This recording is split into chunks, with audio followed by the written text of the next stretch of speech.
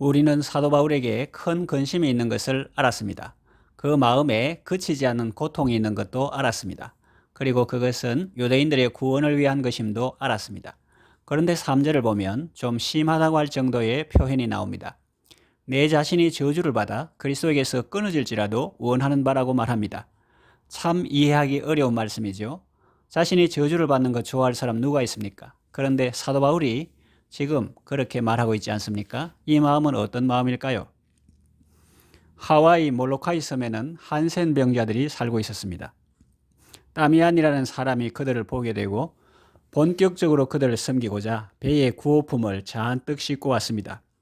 사람들이 하나님의 사랑에 감격해서 예수님을 믿을 것이라는 기대감을 가지고 말입니다. 그런데 그의 예상은 빗나갔습니다.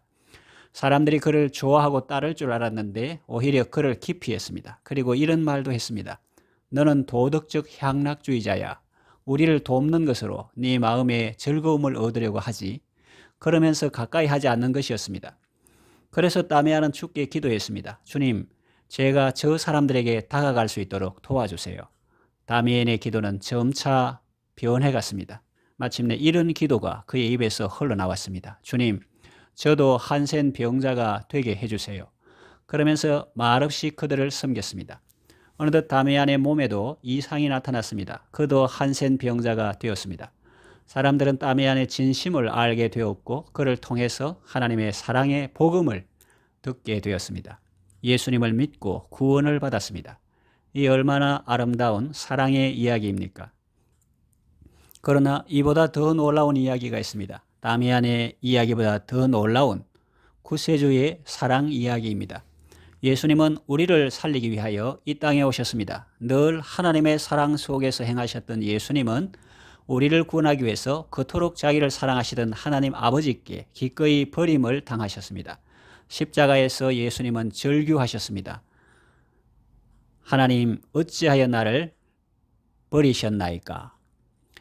예수님의 희생과 사랑으로 우리는 구원을 받게 되었습니다. 우리는 사도 바울의 말 속에서 예수님의 마음을 발견합니다. 그는 내가 저주를 받아서 하나님에게서 끊어질지라도 너희들이 구원받았으면 좋겠다고 말합니다.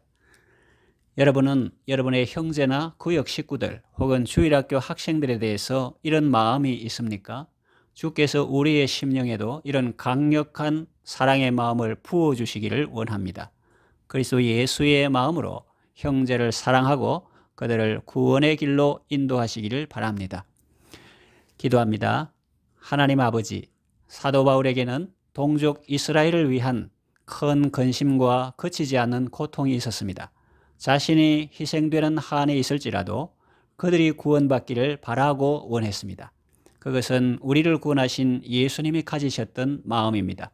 우리에게도 그리스도 예수님의 마음을 주소서, 예수님의 마음을 품고 참 사랑의 삶을 살게 하소서, 예수님의 이름으로 기도합니다.